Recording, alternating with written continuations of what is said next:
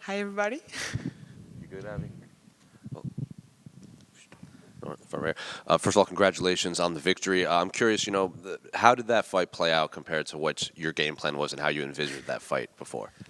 Well, so the game plan for tonight was to stay up, to do my striking actually. Fun fact is that the first thing she threw was that middle in my ribs at the exact place where I had like a rib that was, funny, and I was like, oh no, that cannot happen. So obviously I had to recover and rethink everything at that moment. So I kind of follow, I don't know, her move or I don't know what, but yeah, I was just thinking, and I wanted to do more of my Muay Thai, to be honest, So I did some in the second round, and anytime that was about to go on the ground, I was preparing ever to ground and pound and finish with that, or ever ground and pound and take any submission that will come my way, So yeah. In that first round, it was obviously very grappling heavy. She threatened some submissions. I think you threatened with an arm bar in Yeah. there. So I guess like when you wanted to showcase your Muay Thai and then she takes you down, was anything in there threatening, just especially with the ribs and everything? When she was on top of me, you mean? To be honest, I didn't feel that she was that physical. I think I had the physical advantage over her, especially in terms of, muscular mass and all of that. So she wasn't that heavy, but when I was on the ground, I was like, okay, I'm going to try, like I try to do, like to sweep her and get back standing, or try to get a dominant position, or I was like keeping her against me, with me, on the ground, so the ref can make us stand up. It was not really threatening. I was just like, playing the time, kind of. Then in the second round, you came out very aggressive. It seemed to catch her off guard because she had to step back a bit. I guess, what did your coaches tell you between rounds to just kind of run at her, right? Like, They just told me I was losing the round, and I was quite unhappy with that. I mean, I don't know if it was obvious, because sometimes you are in the fight, you just don't realize, and that's right. That even though she was doing nothing when she was on top of me, that's still like control time, that I was losing. So they were like, okay, now you're losing that first round, and before sometimes I used to tell myself, oh damn, I'm losing, and I was like, oh, it's okay, I have 2 whole round of 5 minutes, so let's go, but it has to be now, so that's what, happened. and you called out Eileen Perez. What specifically about that fight do you like? Oh, nothing. I actually like nothing as a fighter. No, I have to be honest. She improved some of her striking. It was shit before. Now it is less shit. I will be happy to compare my wrestling to hers, but I'm pretty sure mine will be better. And I called her out because, there is that conversation over the ranking, and how in the Bantamweight division it changed a lot. And I think she came in that ranking for absolutely no reason. She's been ranked, and I know that because, in UFC Paris, she was fighting, and she was in the fight after me, while I'm the French fighter, but whatever. And she's been ranked, and after that she gained like some places in the ranking for no reason, because Daria isn't ranked still, not today, And then she has the opportunity to have someone ranked, and she clearly win against that person. That was okay fight. And now I'm like, okay, I'm just like looking at the ranking. If you have a look yourself, I cannot fight Jacqueline again right now, and I would love to see her at the top and me at the top, because she is a fighter. She's a wonderful fighter, and there is no a lot of women as her in that ranking. I'm not talking about the top, because like the very good fighter for me are Norma, Macy, very technical, and her, because she's a spot like ranked 7. I'm 13.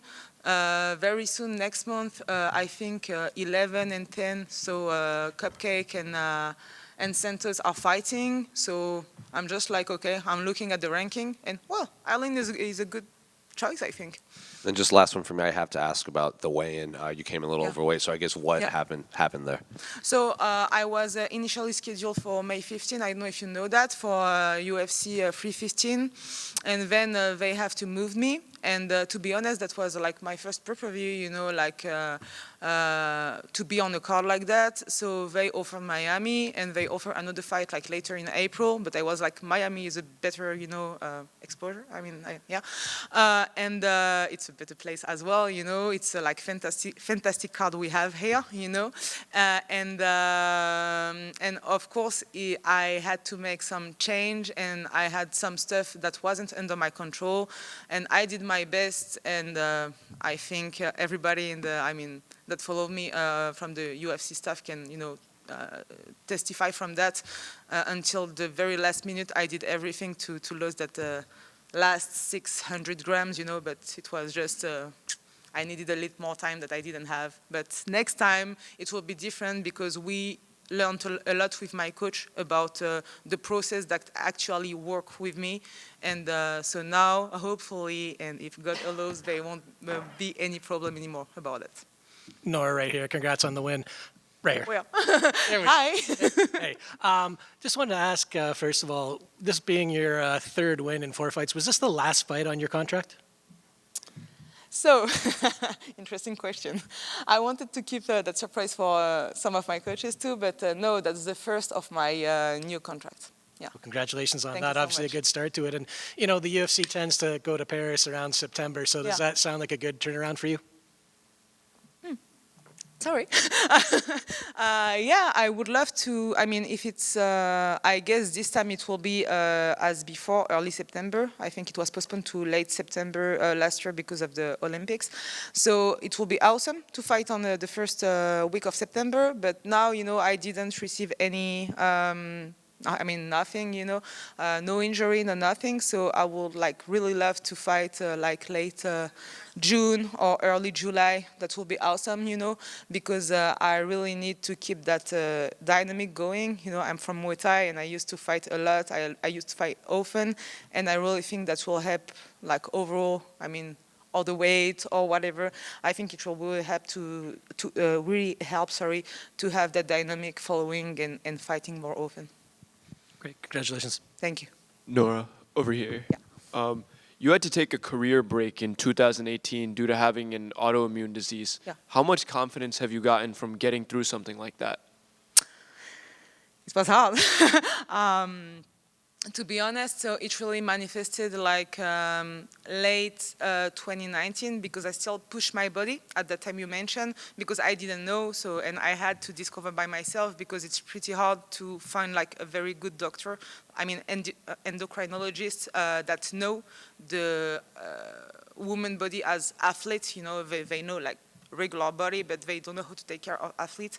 And that's still a point that where I need, you know, that I will be like more confident if I have a real like follow-up over that, you know. But going through that kind of hard stuff really helped me, because at that time I was desperate, and having the doctor that telling me that I will never like do combat sport again, because I went up to 83 kilos. So I don't know what it is in pound, but it's like the middleweight division, you know. So I was like, oh, okay. So I have to just give up on my, not dreams, but my goals in life, because that's goals that I wanted to, you know, go to. And sometimes I think I'm too hard on myself and don't give me like enough credit for what I came through, and I really like, I'm really coming back from hell, to be honest, you know. So yeah, that still makes me a little like emotional to talk about it, because that was really hard. And that's a good question, because you just like remind me that I have to remind myself more often that this was a proof that I can go to the top level now. Here. For sure, you've come a long way. And you said you want to like improve and be nicer to yourself and give yourself more credit. Are you doing anything to work on that? Yeah, I have I'm in more now conversation with my coaches over that, and that's really helped to have like the good environment in terms of gym, in terms of coaches, and in terms of just relationship in general, and choose your people and choose how you feed your soul and your mind. And I think that's the main stuff. Of course, your body as well, because when you have autoimmune disease, you cannot do some stuff with your body, or but that come from my environment, and that's really trying to focus on the positive thing. You don't have to be happy every day, but even when you're like kinda tired and don't see the light, you have to stay positive in your heart, and that's the thing to me. Thank you.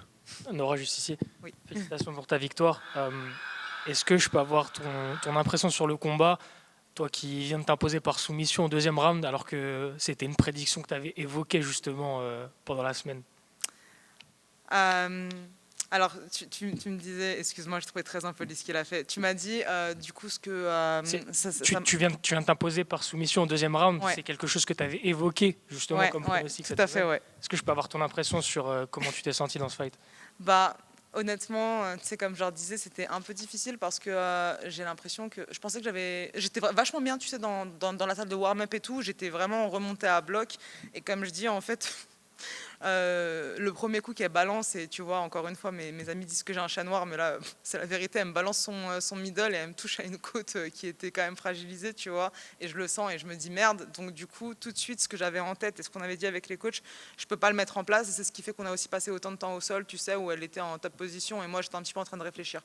Et je me suis dit, bon, dans tous les cas, ok, ça va aller, ce round ne se passe pas comme il faut, il y en a deux de plus, il peut se passer n'importe quoi jusqu'à 14 minutes 59, tu vois.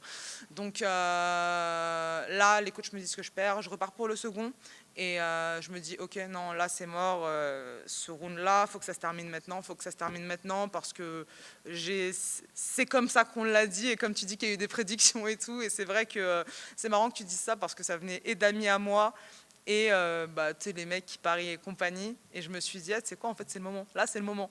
Et quand elle a essayé donc sa projection, je me suis dit, bah, je vais me décaler, et je sais qu'elle va la rater, parce que bon, quand tu mets ton poids d'une certaine manière, et en tombant comme je suis tombée, je savais que je pouvais lui prendre le dos, parce que c'est un truc que j'ai déjà fait dans un fight auparavant en fait, et je me suis dit, là c'est bon, elle ressort pas, étranglement arrière, c'est le moment. Et le truc, c'est qu'elle résistait bien au début. Moi, je commençais à congestionner, puis j'ai levé la tête, j'ai vu l'écran, j'ai vu qu'elle était toute rouge. J'ai dit, ah non, tu ne sortiras pas. Ça y est, c'est fini. Donc franchement, très heureuse. Je sais que tu voulais le garder secret un peu plus longtemps, mais on vient de te poser la question, tu viens de le libérer. Ouais. L'annoncer, est-ce que tu peux justement l'annoncer pour les Français? Quelle est la suite pour toi à Donc, l'UFC concernant le contrat? Voilà, effectivement, on m'avait parlé d'un renouvellement déjà il y a quelques mois, sans que ce soit... Enfin, pas vraiment très officiel, et puis finalement ça l'est. Là, c'était effectivement non pas le dernier combat de mon premier contrat, mais le premier combat de mon nouveau contrat de 4 combats. Et pour la suite, toi qui disais plus tôt dans la semaine justement à mon micro vouloir gagner ce combat, puis vouloir prendre une combattante classée, tu as notamment parlé d'un nom dans la cage à chaud après ta victoire. Est-ce que tu peux dire ce que tu souhaites pour la suite? Donc là, effectivement, je suis classée 13e. Je regarde l'état du classement, et il y a plein de super combattantes que je voudrais affronter, mais qui sont un petit peu plus hauts. Donc, tu vois, jusqu'au place 6, tu vois, notamment Norma qu'on a croisée ici à l'événement, qui est une combattante fantastique, très forte. Macy Chiasson aussi. Mais donc, du coup, étape par étape, moi, ce qui m'intéresse d'abord, ça aurait été, tu vois, parmi tous les noms qui ont marqué la catégorie bantamweight, il y a Germaine de Randami que j'ai pas pu affronter, du coup, qui a pris sa retraite. Ensuite, il y a un autre nom qui a pris sa retraite, et je me suis dit, bon, elles s'en vont toutes, mais il reste quand même je vais y arriver, donc Cupcake, Misha Tate, et parmi les femmes qui ont marqué l'histoire, et c'est vrai que c'est un nom que j'aimerais affronter. Maintenant, elle est programmée pour dans 3 semaines, donc je ne sais pas si c'est son dernier fight ou pas. Je pense qu'elle recombattra pas avant un moment, et quand tu regardes, pareil, autour, tu as Hailey qui effectivement m'avait, pour info, call-out à un moment où j'étais devant elle dans le classement Tapologie. Je n'avais pas trop calculé parce que pas forcément intéressante. Là, pour des raisons qui nous restent mystérieuses, elle est montée dans le classement, puis elle a fini par affronter une fille classée début d'année, elle a gagné. Je pense que c'est un très très bon match-up que plein de personnes avaient déjà mentionné, d'avoir Hailey face à moi, et de voir ce que ça donne. Super, merci beaucoup. Merci à toi. Good. Perfect. Thank you, everybody.